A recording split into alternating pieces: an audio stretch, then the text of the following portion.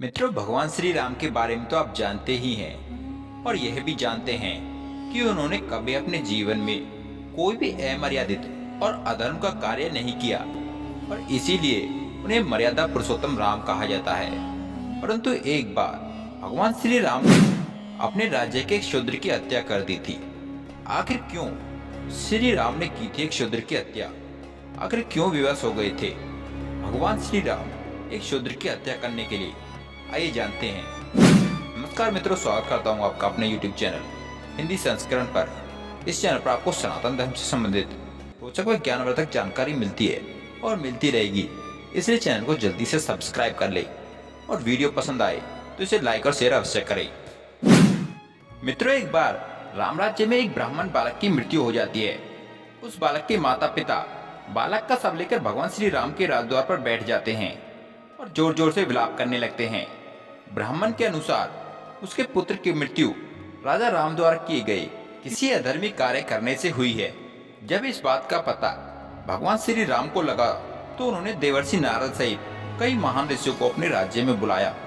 भगवान श्री राम की समस्या पर नारद ऋषि ने कहा कि सतयुग में केवल सत्य और धर्म का वास था, इसीलिए सतयुग में केवल ब्राह्मण ही तपस्वी हो सकते थे। लेकिन त्रेता में अधर्म ने अपना एक पैर भूतल पर रख दिया, जिससे तपस्या का तेज घटने के साथ साथ मनुष्य की आयु भी घटने लगी और इसीलिए त्रेता युग में क्षत्रियो को भी ब्राह्मण की तरह तपस्या करने का अधिकार प्राप्त हो जाता है। त्रेता युग के बाद अधर्म अपने दूसरे पैर को भूतल पर उतारता है। इस कारण ही उस युग को द्वापर युग कहा जाता है। उस युग में तप का तेज और घट जाता है और मनुष्य की आयु और कम हो जाती है। इसीलिए द्वापर युग में तपस्या का अधिकार वैश्य को भी प्राप्त हो जाता है और कलयुग में चारों तरफ अधर्म फैल जाने से तप का तेज सबसे निचले स्तर पर पहुंच जाता है और इस कारण कलयुग में सभी को तपस्या का अधिकार पा लेते हैं। मित्रों, देवर्षि नारद ने भगवान श्री राम से कहा कि वर्तमान में त्रेता युग चल रहा है और इस युग में ब्राह्मण और क्षत्रिय को छोड़कर किसी अन्य को तप का अधिकार नहीं है। निश्चय ही आपके राज्य में कोई शूद्र तपस्या कर रहा है, इसी कारण उस बालक की मृत्यु हुई है। यदि आपने इस दुष्कर्म को नहीं रोका तो आप भी नरक के भोगी बनेंगे। देवर्षि नारद की बातें सुनकर भगवान श्री राम स्वयं ही उस शूद्र को खोजने के लिए निकल पड़ते हैं। मित्रों, खोजते खोजते जब श्री राम उस शूद्र के पास पहुंचे तो उन्होंने देखा कि वह शूद्र अपने सर नीचे करके बड़ी कठिन तपस्या कर रहा है। तब श्री राम ने पूछा, कितनी कठोर तपस्या करने वाले तपस्वी, तुम कौन हो और किस वस्तु को पाने के लिए तुम इतना कठिन तप कर रहे हो? तो उस तपस्वी ने कहा कि मैं देवलोक को पाने के लिए तप कर रहा हूँ। तब श्री राम ने कहा, तुम धन्य हो। भगवान श्री राम ने आगे कहा कि क्या तुम बता सकते हो कि तुम्हारा जन्म किस जाति में हुआ? तब उस तपस्वी ने कहा कि मैं शूद्र जाति से उत्पन्न हुआ हूँ।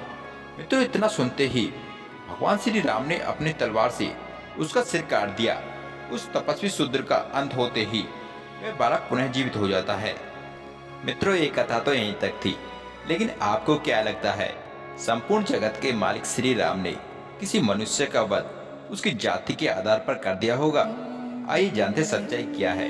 दरअसल मित्रों, जिस उत्तरकांड में ऐसे प्रसंग मिलते हैं वो मूल रामायण का हिस्सा है ही नहीं। उत्तरकांड को रामायण में 200 से 300 साल पहले जोड़ा गया है। मित्रों, इसी भाग में सारी हिंदू विरोधी बातें पाई जाती हैं। सती प्रथा, पर्दा प्रथा और भी वेद विरोधी बातें इसी भाग में लिखी गई हैं। अगर आप मूल रामायण और उत्तरकांड रामायण की भाषा को पढ़ेंगे तो आप जान जाएंगे कि यह हिंदुओं के खिलाफ और श्री राम के खिलाफ एक साजिश थी, क्योंकि हिंदू श्री राम को अपना सर्वोपरि मानते हैं। इंडोनेशिया और बंगाल की रामायण में आपको रामायण का उत्तरकांड देखने को नहीं मिलेगा। हिंदुओं को आपस में लड़ाने तथा हिंदू संस्कृति को बदनाम करने के लिए इसे जोड़ा गया था। वरना जिस राम ने सबरी माता के झूठे बेर खाए हों, वह भला शूद्र की हत्या क्यों करेगा?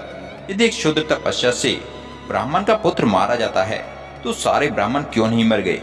भगवान राम जो सभी के लिए हैं, वो शूद्र का वध क्यों करेंगे? जिस माता सीता के लिए श्री राम समुद्र पार कर श्रीलंका पहुंच गए और एक विशाल वानर सेना बनाकर रावण का वध किया, वो राम दूसरी शादी आसानी से कर सकते थे, लेकिन उन्होंने अपनी पत्नी यानी माता सीता को सबसे ऊंचा स्थान दिया। मित्रों, ना ही भगवान श्री राम ने कभी माता सीता को त्यागा था। ये सिर्फ एक मनगढ़ंत प्रसंग है। मित्रों, आपका इस बारे में क्या कहना है? कमेंट बॉक्स में अपनी राय अवश्य दें।